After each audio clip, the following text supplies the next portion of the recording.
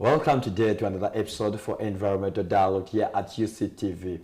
I'm your host, Dickens Ochero, who is always here to bring you different guests from different places, from different avenues, with different experiences, so that they come and share their experiences, what is happening around the globe. Because here at UCTV Environmental Dialogue, we are here to understand, to digest, to explore for you the deeper things that you need to understand about Mother Nature, about the planet Earth, or things which are happening, because there's a lot of things that are happening right now. You have just seen that the recent month, people were preparing for the African Climate Summit, which happened in Ethiopia, and it was a 2-week engagement, and it was done. Then right now that people are gearing up for COP30, that's Conference of Parties, which is going to happen in Brazil this time in November. And you see that people have started coming up with position papers, coming up with certain frameworks, certain things which are good for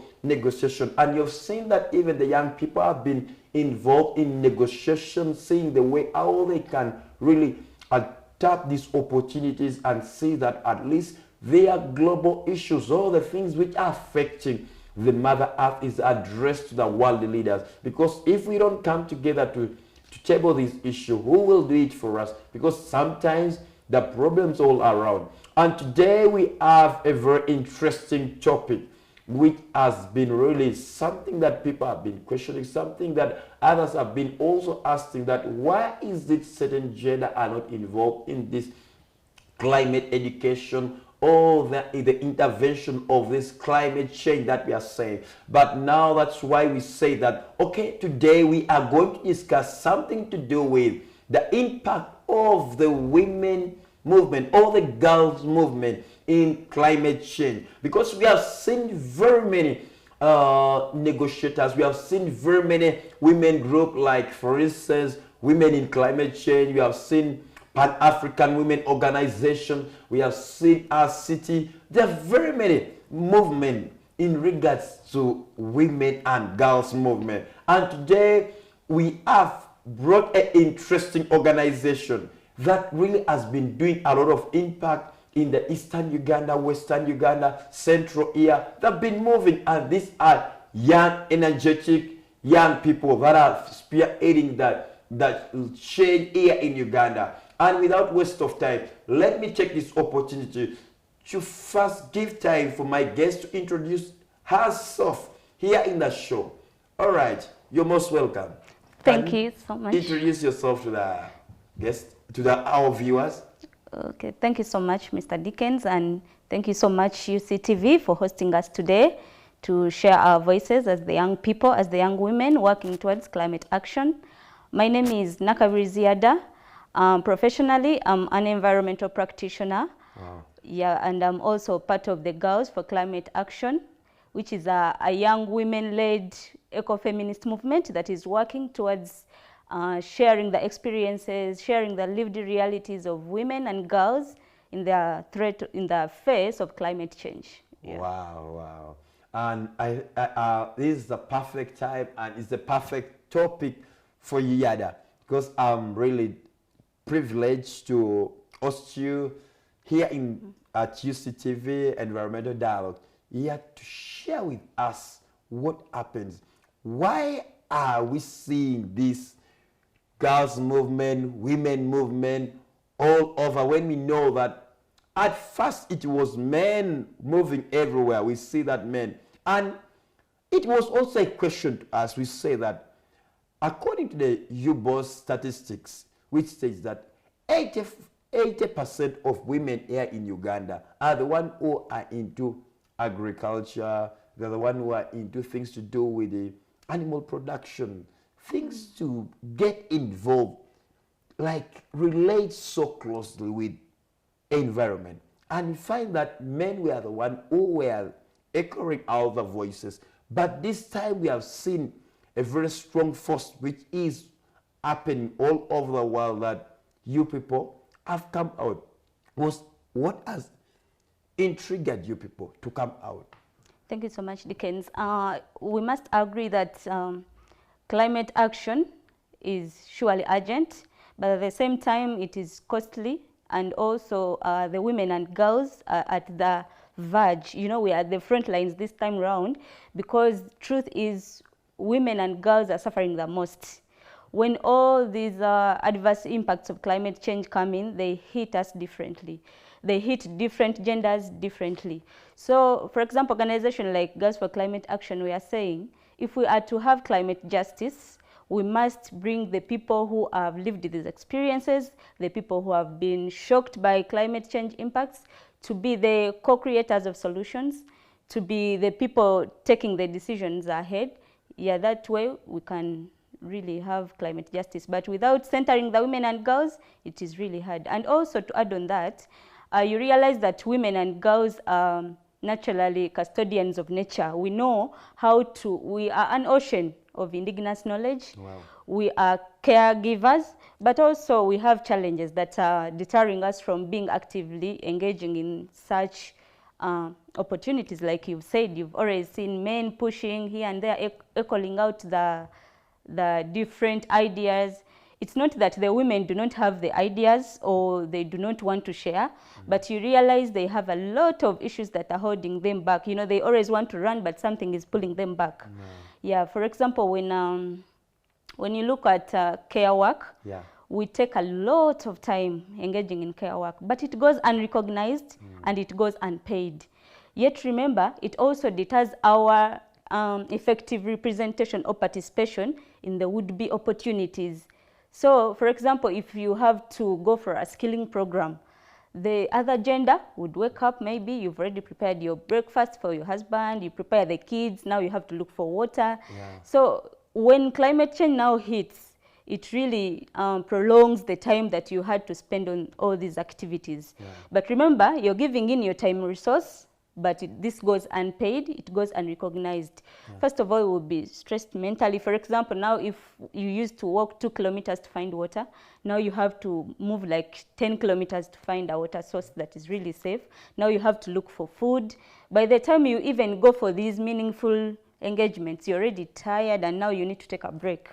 Yeah, so we are saying we also need to give recognition to care work, because it really takes a lot of time for the women to meaningfully participate in such dialogues. I like that what you've said really about that it's real meaningful for women to participate. But now there's someone asking, maybe there are one of the viewers saying that now, that is it necessary that we need to have women coming out when men have been doing the same thing, like what also women are coming with? Is it not something, because we have seen that it's a women force that sometimes you see that it involves that gender perspective, which someone might call it's a feminist movement, because I know that some people out there, they don't want to listen to the word feminism. It's something that we know, like, make other people to think something else about feminism. But now, why do you think that we need women in these spaces? Okay, thank you so much. First of all, I give credit and we appreciate the efforts that the men have really done. You know, climate change is a global threat. So whatsoever input or contribution that someone does, it's really a good move already. Also, giving us space to be here is already good enough. Thank you so much, UCTV. We really appreciate, you know. But the need for the women to be here is that, you know, we best understand what we really go through. Fine, the men have helped us to push there, but we really best understand what we go through. Yes, even for example, Girls for Climate Action, we share realities, lived experiences of the women with disabilities. You know, climate change hits us different. The way it will hit a woman of a certain class is not the way it will hit a woman at the grassroots down there in the village.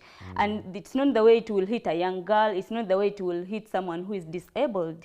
So we bring together all these diversities, and now we create kind of an intersectionality. We now look at how do we bring the different perspectives of life of women together, you know? So we really need women to be at the forefront, to be co-creators of solutions, not to be just passive beneficiaries, because they hold an ocean of ideas. They have the experiences, they have the solutions, because they really know how to live in harmony with nature, and that is one of the key things that we believe in. Okay. Yeah, that we can surely develop, we can surely do other things, but also live in harmony with nature. Yeah, for sustainability, in order for us to be here today, but also not to compromise the future of our children. Okay. Yeah. All right, Ziadah, there is something that you have talked about sustainability, and this is something which really the government is trying to push. The government is trying to sell to everyone to embrace it. Now, I've seen that you have been moving in different places, and one of the issues that have been rising up from the communities is that, yes, people, they experience climate change in a hard way, and certain times also this language that we have been speaking in the conference of parties, in different platforms, seminars, trainings, and people are saying that they don't still understand these things. So because Uganda has a diversity of languages and cultures and different norms, so how have you people come out, especially to handle different girls and different women, especially from different cultural background? For instance, if you see that like the Sabine region, there are some people who are still into those, they still believe in those things of female genital mutilation, they are still believing in certain cultural perspective in regards that really can affect certain times, like the climate movement. And some of them, they still don't believe that women are supposed to sit with men to do the negotiation or to come up with ideas. So how have you people tried to reach to those people with different cultures and different ethnic backgrounds, so that at least they are able to understand what you people are really trying to address? Okay, thank you so much. Yeah, for example, with the indigenous communities, actually we do also work with the indigenous communities. Yeah. You know, Dixon is now about creating a safe space for these people, for the different categories of people. And I will credit Girls for Climate Action. We have gone that extra mile. You know, we have a woman who has not seen a blackboard, who has not gone to school. We have the women who have PhDs. We have the girls who are in school. So all these different diversities have been brought together on board using different avenues, like I've said. Yeah, we have our communities with people who have eye impairment. They can't see, but they can hear, and they can now give their views also. We have the people who are disabled, but they can now also come on board. You know, we create a safe space. Yeah. We believe in sisterhood and solidarity, where we make everyone comfortable to share their experience, to share their ideas. We don't look down onto any idea. And also, for example, when we are developing the Ecofeminist Manifesto, yeah, we really had a countrywide consultation, and we consulted over 500 women and girls in different communities with different diversities. So it's all about creating a safe space where these people can come and share. You also reach out to them where they are, understand in their local language, understand, you know, most of the people think now we shall always have these discussions maybe in English, or maybe for only the high class people. But we've tried to simplify whatsoever the concept that we are discussing to make it really easier for these different communities to digest it. Yeah. All right, that's interesting. And I like that, what you people are doing and also reaching out. So now my question, are you looking at only are we looking at only the older women who understand already this effect of climate change, or maybe there is also an avenue that you people are trying to bring out also these infants at the infant stages, or the young people? Because we know that right now, currently you people are youth. I like that as the youth, you've taken the lead in that. But are you people also trying to address this issue for the young people to understand also this perspective about climate change? Because you know that we, the young people, we are the one with the energy. We are the one who are the victims of climate change. We are the people also who are, some people, like someone say that we are sometimes the criminals of our own environment. So how have you people approached also these different, I like they always say that you have spaces for, especially for the vulnerables, like the disabled, all that, which is very interesting because that one addressed the UN slogan of what, leave no one behind, which is a very good thing. So what of this, really this group of people, why nursery, why primary, who are still, you know, they still have a lot to understand? Yeah, sure, we've done a lot in that area also. You know, one of our programs at Girls for Climate Action is the Green Master Program. And the Green Master Program is basically in schools, primary schools, secondary schools. But now the real essence behind this is that, you know, some people also do contribute to climate change, but actually they do not know that they are contributing. Some people don't even know that their lifestyle is affecting nature. So we came up with this program and we reach out to schools. We have over 40 schools now where we... all over Uganda? Yeah, wow, different areas of Uganda where we are running the Green Master Program. We create awareness to the young people, primary, secondary, and you know, for them, when they understand the concept, everything is just good. Yeah, they now come up with projects, and also thanks to the government that with this new curriculum, people are now really opening their minds to practicability. Yeah, so the young children always do exhibit, they do some research around how they can grow certain things in a way that is not detrimental to nature. Yeah, sure, through the Green Master Program. Then also to the other category of youths, we have the Climate Resilience Program. Now that one is for maybe the girls, community women, but also we have the Climate Corps Fellowship Program. Yeah, it's targeting maybe young people like me who need to build their skills in policy, dialogue, climate action, advocacy. Yeah, so we are really tackling the different areas to see that we really cap this. Does the climate Corps Fellowship happens annually, or it's something that is once, maybe in a lifetime, where if resources are available? No, it's annual. It's annual. It happens every year, and it will take on fellows for a period of 6 months. Then they will bring mentors from the different climate space avenues, from ministries, from advocacy, to talk to the young fellows, train them about policy, to throw more light about the different concepts. You know, even when we are to go for international dialogues, you must really have that that basic knowledge about climate science, mitigation, adaptation, climate finance, for you to be really productive in the dialogues. But remember, not everybody who comes into the movement is having that climate change background or an environmental background like some of us. Yeah, so this program now gives an avenue to people from the different fields of education, for example, the engineers, the teachers, people in finance, because we need all of them, so we can now fight climate change together. Well, I understand that.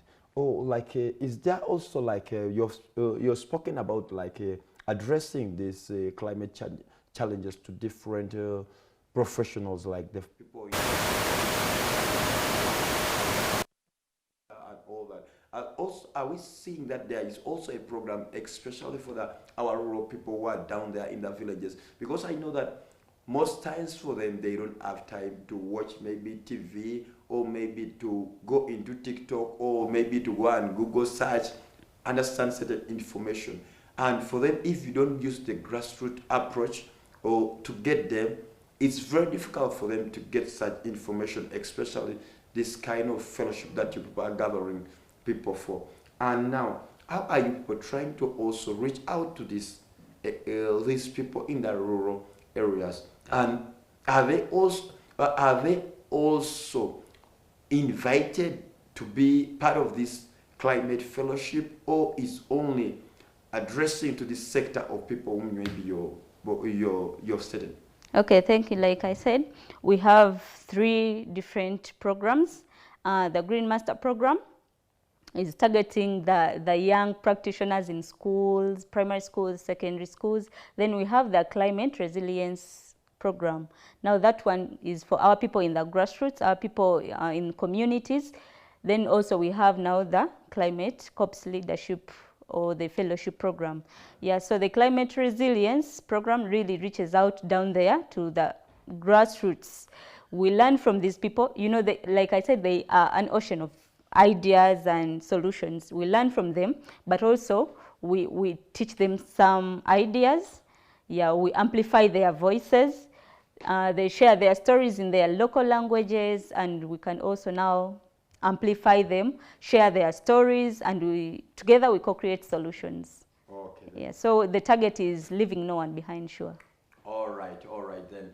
Oh, you're from Yada. We are still with Yada here for our second segment of this show. We are still getting interesting because we have not yet even reached other part of COP30. Why are they preparing to go to Brazil? Because she has spoken of something to do with eco-feminist manifesto that they already moved around the country. We are going to discuss and exhaust all that about policy, because one thing that has really prevented other initiatives from taking place, it was about policy, because without policy there is nowhere you're going, and you will be operating as a criminal in this country. All the Mother Earth will ask for you, will ask you, then you will need to give an accountability.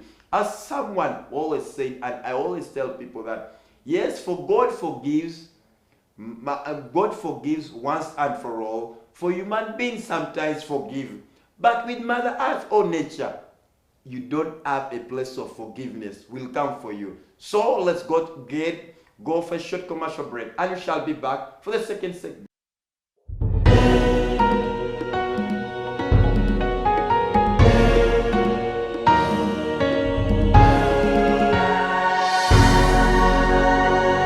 UCTV, good news for all.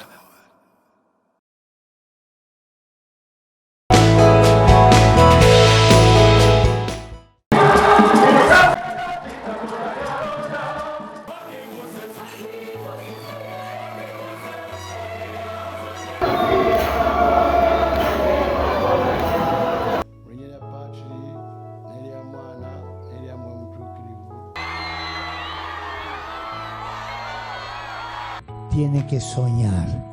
Hello and welcome to UCTV. Welcome to Connect with Mary. You're the Alpha and the Omega. Uganda Catholic Television. I'm Sunday Gloria Aboch with UCTV News. We need people to pay for content. Bernardo Silva, Matheus Nunes, and Haaland! Swings it across to Christie.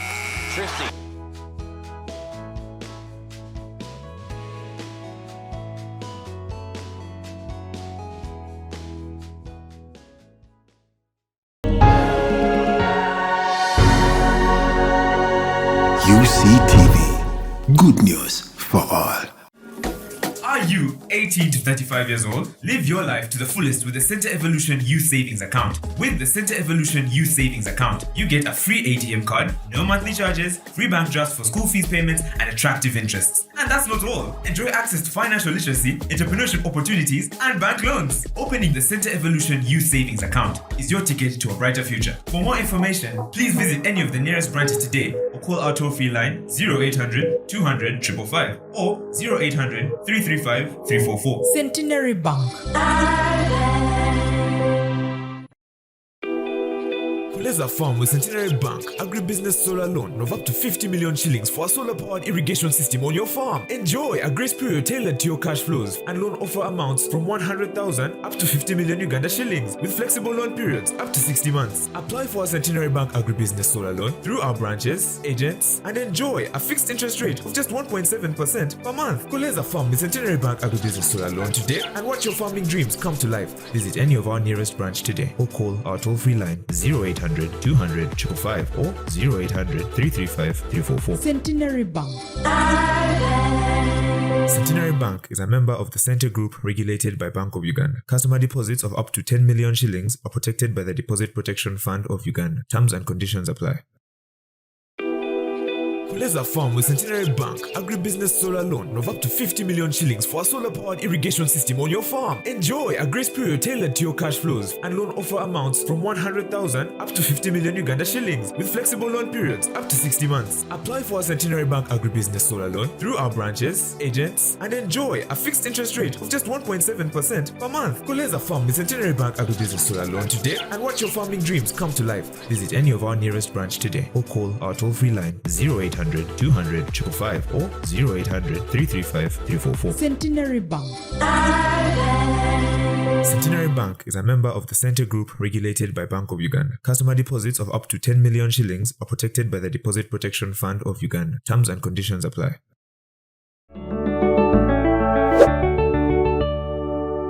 Hello and welcome back to Connect with Mary on the Uganda Catholic Television. Good news for all. Today, like I told you earlier, we are going to talk about the 7 sorrows of Mary. You know, for me, the strength of Mary, I think, we are looking at Mary as a symbol of strength and resilience. When Simeon saw Jesus, because the angel God had revealed to him that he will not die until he sees. If it was not the woman, the mother of Jesus. Support the Uganda Catholic Television with MTN Momo. Step 1. Dial *165*3#. Step 2. Enter merchant code 180572. Step 3. Enter any amount from 500 Uganda shillings. Step 4. Pay using MTN mobile money. Step 5. Enter PIN code and send. Step 6.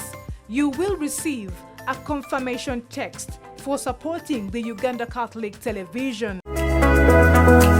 Do more with Center Mobile app. Move with your bank and pay water bills, school fees, pay light, withdraw or deposit money, pay for DSTV or GoTV, pay for Star Times, open app accounts, get loans, and so much more. Download the Center Mobile app on Google Play Store or App Store now. For more information, call our toll-free line or chat with us on WhatsApp. Centenary Bank. Centenary Bank is a member of the Center Group regulated by Bank of Uganda. Customer deposits of up to 10 million shillings are protected by the Deposit Protection Fund of Uganda.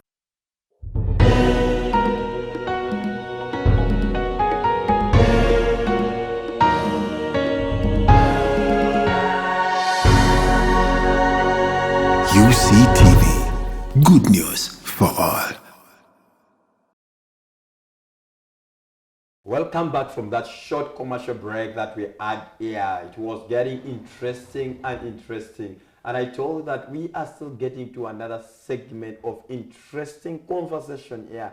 Still will the same topic of the impact of women movement or the girls movement in climate change. Because we are here to make sure that everyone is inclusive here at UCTV, because knowledge is power. When you don't share this knowledge, there is no way we can get to understand certain things which are happening in our community. Or maybe we'll start blaming the government, that the government is doing nothing, the women are doing nothing, maybe they're just in their gardens minding of other things. But the women are doing something, and they are taking the lead in this discussion of climate change. And now that's why right now we are going to the segment of policy, because I was one of the climate activists or the privileged personnel who participated in the ecofeminist manifesto, and I had a lot of questions. I had a lot of why, and today I have the person who was moving all over the country, all over the regions, doing the consultations, and I don't know their finding, because I'm also still waiting for the finding, what they concluded with, because all this they did in preparation for this COP30, which is going to happen in Brazil, and we are glad that we have her today here. And my question now goes to her.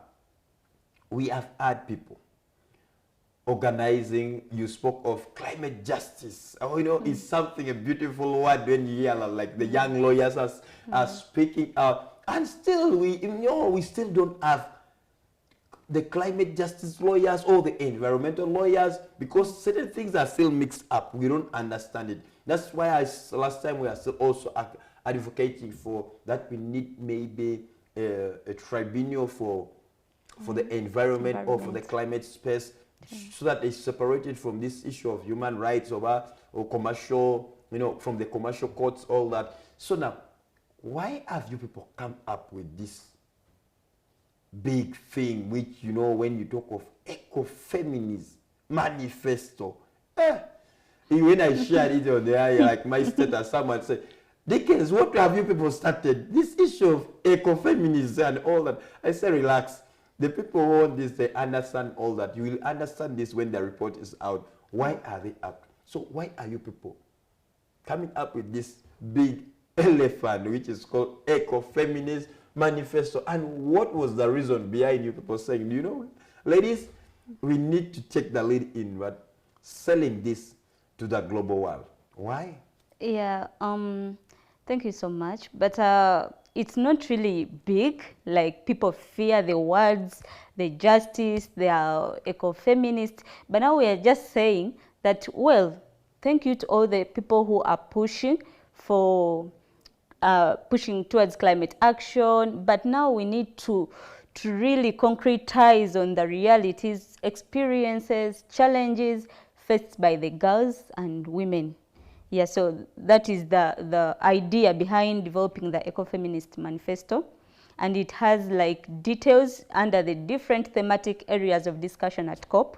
For example, under agriculture, you realize that women and girls face different challenges from those of men, those of other categories, other spans of life.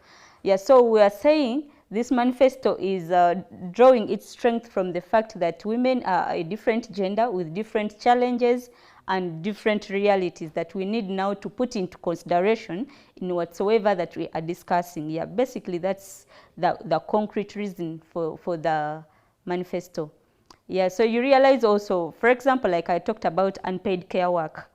Yeah, it goes unrecognized and unpaid, but rather it is deterring our effective participation in the different opportunities, green spaces that are coming up. So we are saying, how about if we dedicate maybe 10% of the adaptation fund to developing social infrastructure that will address these challenges? For example, if we have bore wells made accessible near in communities, how about if we have solar panels so we improve our cooking and energy access? How about if we have that 10% go to maybe electrical cookers? So we are trying to push for a recognition of this work, so we make the work easier, you know, because if you're to move 20 kilometers to find water, so you can now cook food, and the food will also take another 1 hour to be ready. Now you have to bathe the children. We are saying, how about if we have a bore well that is near in the community and it is accessible, and then also the cooking is clean, so we do away with issues of indoor air pollution, you know, the charcoal, the smoke, and the diseases that will come after. Due to the poor cooking technologies. So that is what we are advocating for. And they don't understand about the greenhouse gases, which will affect them. Which will later on affect. You know, climate change is really broad, and the adverse impacts, they pile over time. You know, some people will never realize that maybe they even get sick to maybe lung cancers because of the kind of technology they're using to prepare meals at home. So we need a consideration of women with their realities, experiences, challenges faced, but as well as the solutions. Okay. So now, out of your movement that you've been moving around the country, especially in different regions, I know that you moved you started maybe from the east, then you went to maybe the western, north, then central. So what were the major really findings that you were getting from all these regions? Because we know that different regions have different prevailing situations. Because like, for instance, a region like Karamoja, they have a different problem from the people of central or maybe the western Uganda. So what were some of the different findings that you people really got out of these regions that people were moving? Yeah, for example, from the Batwa communities, the indigenous people, their biggest challenge was they really needed to have an avenue where they can, like a policy that can really protect the indigenous knowledge and their indigenous maybe seed. You know, now that is also another discussion around the GMOs and stuff like that. Because for them, they have spent centuries depending on nature entirely, purely. That's their lifestyle. Yeah, so if you do not protect their seed or their indigenous knowledge, that is really a disservice to them. But also if you look at, say, in the central or in the eastern, you realize now people have issues to do with access to climate finance, because the government has done a lot to negotiate or also to create funds, to create a different department that is really handling climate change, because we have a climate change department under the Ministry of Water and Environment. But how are these funds being accessed? You know, and most of the funds also come in form of loans. So we are saying, how about if we have these funds come as grants? And also we need easy accessibility. Let's have like access windows specifically for women and maybe girls. Yeah, let also the girls be part of the decision makers. Let them not just be passive beneficiaries. Yeah, so that's why we are now pushing for the 40% representation on these decision-making committees, but also putting clear access windows with the limited bureaucracy, because also that is another limitation, a key limitation. Yeah, you realize now if it is, say, a loan, again, they'll ask you for maybe collateral. You're just a young girl out there or a woman who owns no land. So now it will really be hard for you to tap into that opportunity. Yeah. Oh, you talk of money. Finance is, you know, is one of the big animals that everyone is there. That's why even our Minister of Finance is always promising us money will come, colleagues, and all that. So, under the United Nations Environmental Program, we have some of all these avenues, like the Green Climate Fund, we have the Global Environmental Facility Fund. All this, you find that we have this. You mean like this fund not accessible for women, that you are coming out and say, no, you know what? Maybe the procedures are limiting the women or the girls that they are, or they don't understand what happens there. So at least they need to create something which is with the word maybe women, or maybe girls, or maybe feminine, or what, I don't know what you maybe have come up with to spice up with. So is it something like that that you are trying to address to the global world, so that they buy and they see that women feel that they are considered to have that? Yeah, actually, what we are pushing for, we need, you know, the funds are there, although they are not enough, but there are some that are already there, like the Green Climate Fund. But now the women have a lot of barriers that are limiting them from effectively and efficiently like tapping into this opportunity. Yeah, so we are saying, let us center the women and girls in decision making, in planning, then also let them be like represented. We are pushing for our 40% representation, where like 5% is for the women with disability, then 20% for the young girls, then the rest of the percentage, because we understand, women really best understand challenges faced by women, but also clear representation and putting them at the table will be really good. It will foster effective participation. They will not be kept like behind. But also we are saying we need to have data that is disaggregated, like gender disaggregated data. Let us not just generalize that maybe 20% of the fund has been allocated to adaptation.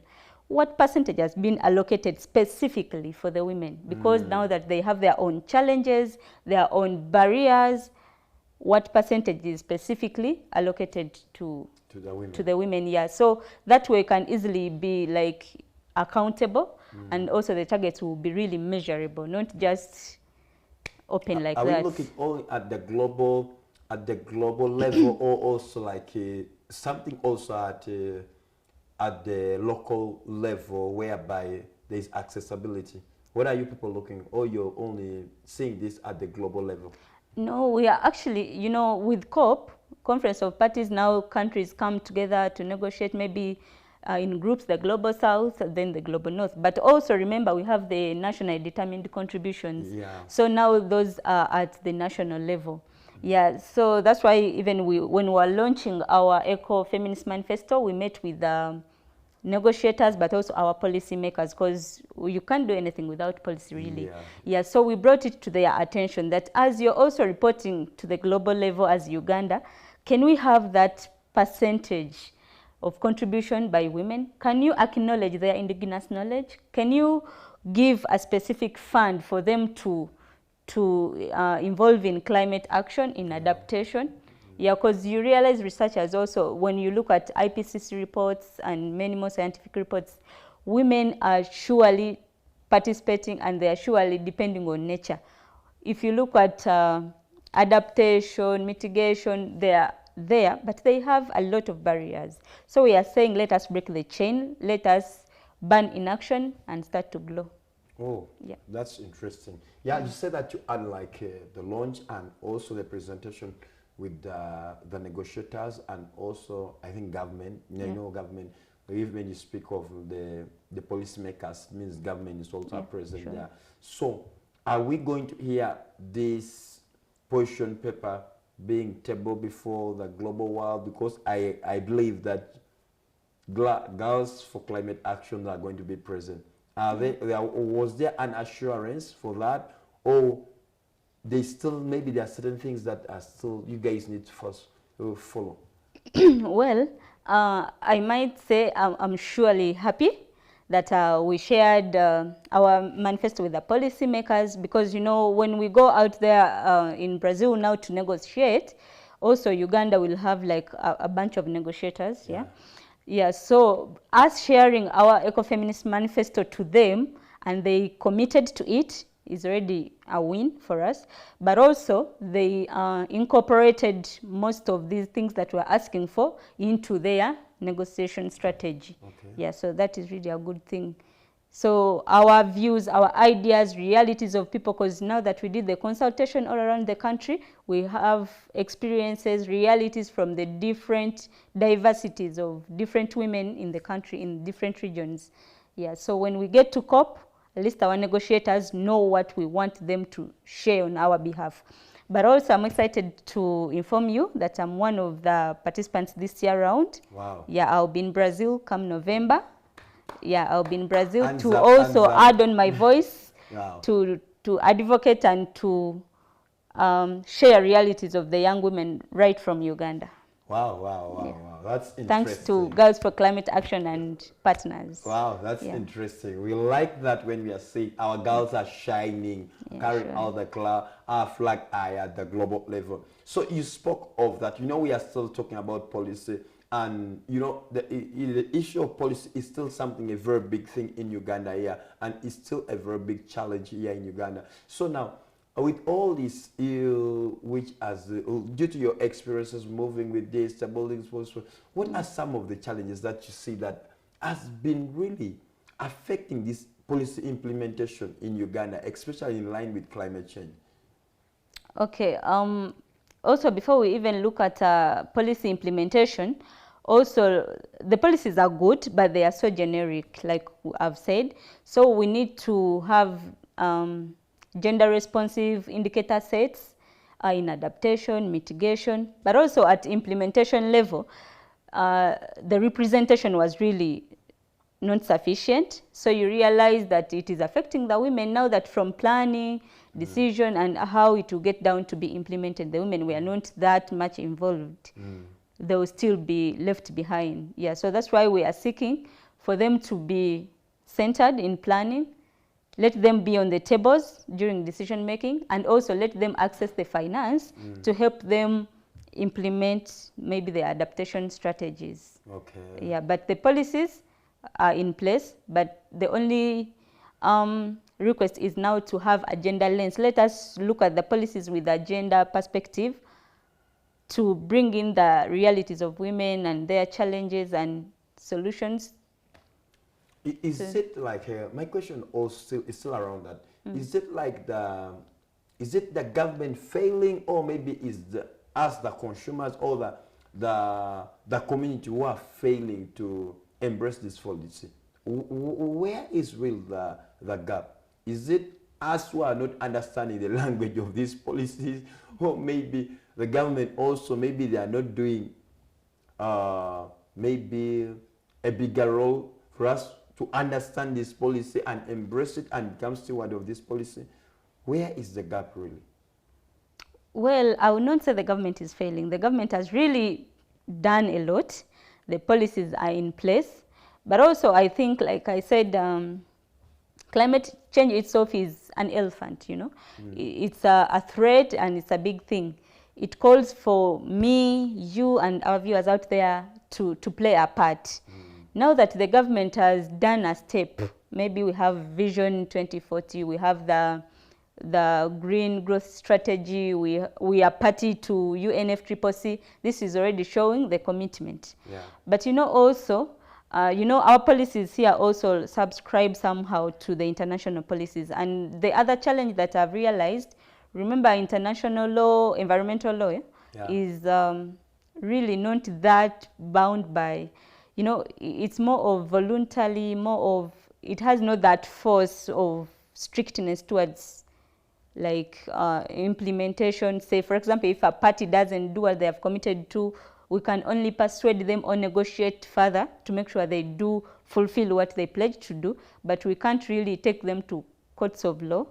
Yeah, so that's also a challenge. But now, also our communities, some people have a negative perception. Like you said, some people when they hear about feminists, they think of maybe a war towards the men, or they think it is more of a female thing. Yeah, so the challenges are really several, but we are surely handling bits by bits, and I just call upon everyone to really work around whatever they can afford to work around.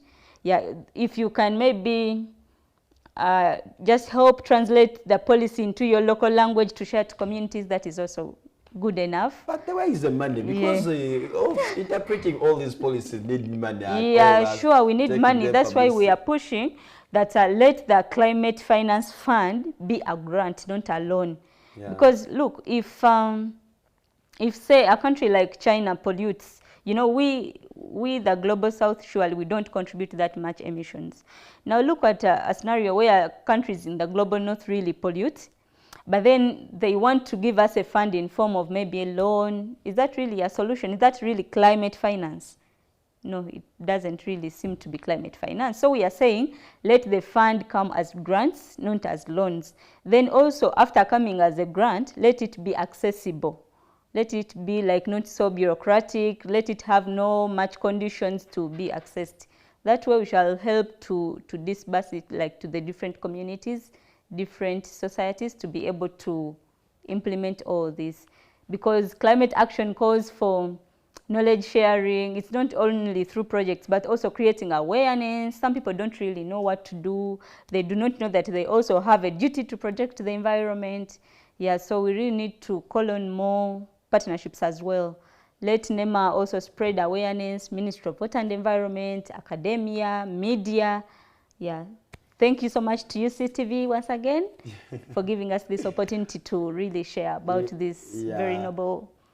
So my question, we are still in policy, things to do with policy, and it's good that we're already in campaigns period where our legislatures are moving, trying to convince people like why we should send them in the August house. So with your movement, the girls movement, are we looking at a place whereby we are making also these leaders to understand the impact or the effect of climate change? Because we have seen just recently in our parliament where an honorable member of parliament is coming still to should I say fighting, or is against a certain policy that is supposed to protect a place like you've heard of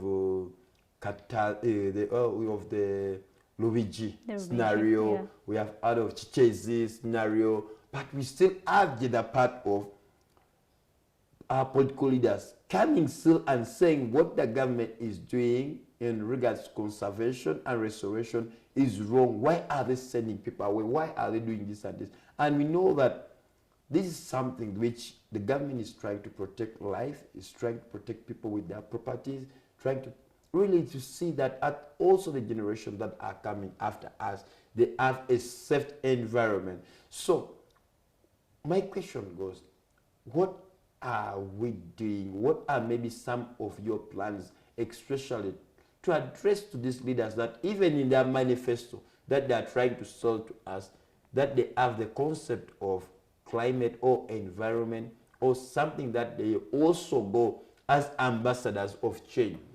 We say that even though you're soliciting your vote, you're convincing the people, they have that aspect. So what are we? Because we know, we understand, we have seen it in media, we have seen that most of our local leaders, especially the LCs we have, the women leaders are in places, they don't still come up even in the public to speak about all this which you've spoken of. So what are some of the things that you are planning to address this? Especially for me, I call it a crisis. Because yeah, sure. It is really a crisis, and I must say we are sitting on a ticking time bomber. Yeah, the 1.5 degrees Celsius, we cannot keep it in check if we don't change our lifestyle, if we don't check our mindset, if we don't check our actions. And like I said, protecting the environment or ensuring sustainability for us and the people who come after us is surely an obligation for everyone, for policymakers, for communities, for people in schools. Each and every sphere of life really needs a clean and safe environment. Yeah, so we surely need to call up our leaders more and more. Like we've always had some campaigns, and we even reached Parliament to discuss the injustices around and the pollution from, say, development partners somewhere in communities who are polluting water sources. Yeah, so we need more collaboration, more partnerships, but also we need our political leaders to back us up, to really center environment, and also like, because they are influential in their areas and their communities, people can easily listen to them, let them be exemplary, let them do what is right and let them do what is wrong. Because you can realize also a political leader or a policymaker again is doing contrary. You know, you're putting up a structure in a wetland, but yet you know very well that that is really detrimental, and you're tampering with the rights of the other people to depend on the wetland in the way that they're supposed to do. Yeah, so this is a joint call. Let us all play our roles as we keep pushing to keep Mother Nature safe. Okay. Yeah. I hope we are going to have like especially that you said that you had also engagement with some of these policy makers that really are trying to also come up with the how they understand these policies and also how to table it and convince. Because you know, one thing is coming up with policy, and another thing is people not buying this policy. Whereby because you've talked of policy interpretation, where most of this policy that we have, they are not interpreted in our local languages. Because someone maybe might understand climate change in his own language. But when you say climate change in your English, it will say, what are you talking about? When you understand about maybe the ecosystem, unless you interpret it, and then you will understand.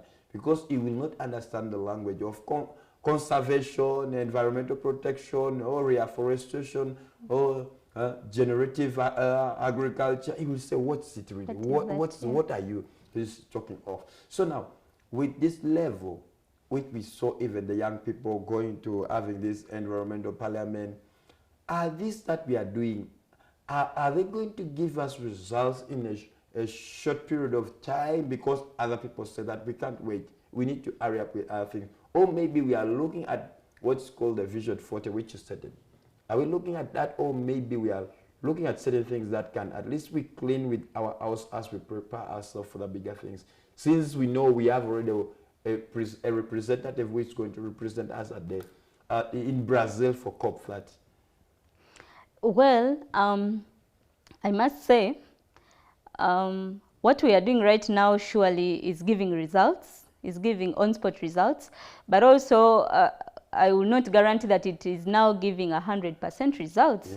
Yeah, so really if we need to get there, like I've said, we need to jointly come together and speak to this threat.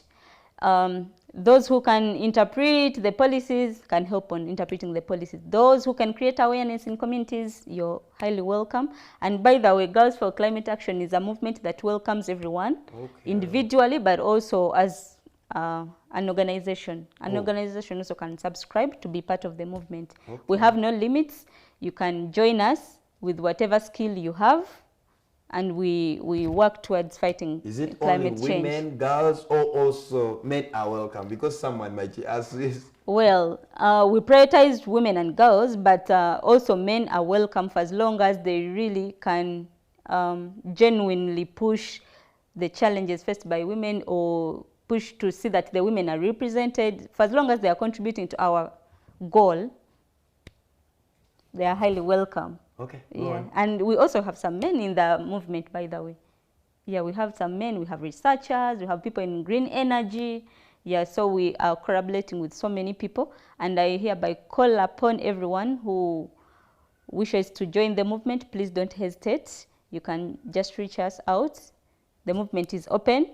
The major goal is to ensure climate justice. Like as we are transitioning, let us transition in a way that is just. Let us not leave anyone behind. Let us look at the indigenous communities. Let us look at the young girls, the women at the grassroots, because we are at the front line of the threat of climate change. Yeah, so the movement is really open, and everybody is welcome to join.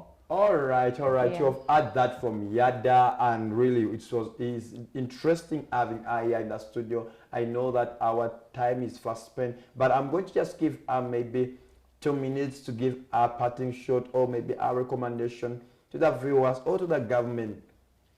She knows what to do. Here, whenever, like after the show, maybe you give your parting shots. Yeah, thank you so much. My greatest recommendation, actually it is like a call to action. Yes. Let us all wake up. We are sitting on a ticking time bomber, and climate justice cannot wait anymore. Because climate change now is a threat out there, but now we seek for justice in whatsoever the transition that we are taking.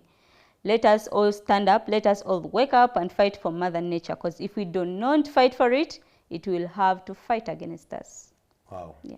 All right then, thank you Ziadah for coming here, for representing the young girls, the women out there, and we are so proud to have, especially our sisters, our mothers, when we see that they are taking action in line to do with climate change. Because always I say that climate change does not respect your profession, or does not respect your degree, master's, PhD, or you're black, or you're brown, or white, or you're tall or short. Does not, or you're rich or poor. It's irrespective of anyone. When it comes for everybody. That's why we are here to share knowledge. We are here to see that at least we engage in this issue of Mother Nature. And this time that as we have someone who is going to represent our voices there at the global conference, like the Conference of Parties, that's COP30 in Brazil in November. We are so proud of that, and we know that we are going to reap big, especially when the young people, they get such platforms to echo out their voices this time around.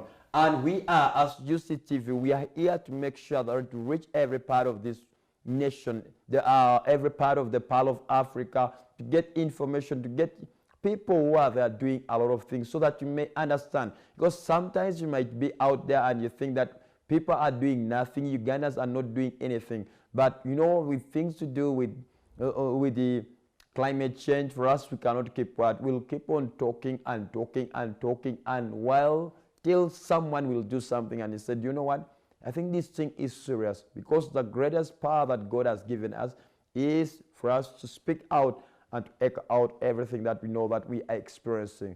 So now, right now, we would love to thank Ziadah, Girls for Action team, all people who are supporting, who have been into this supporting your work. We really want to give and applaud them that they are doing great work. Want to thank even your partners who are really supporting you people to make sure that you people are able to accomplish certain things here. And also the management of UCTV for giving this platform to the young people and also the public to have this, to know what's happening.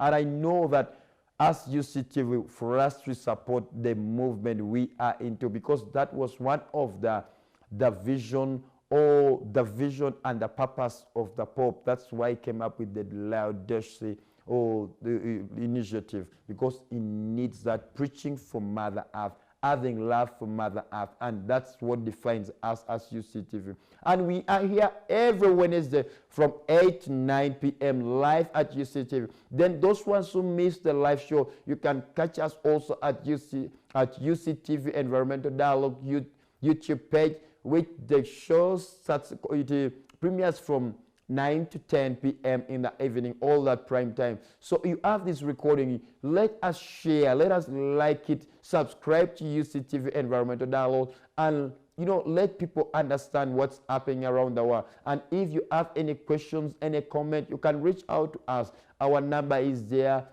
We are always there to help you out. And as always, UTV, we are always there to preach the love for Mother Earth and to stand for Mother Earth. I remain Dickens Ochero, the host of UCTV Environmental Dialogue. Bye-bye. See you next time.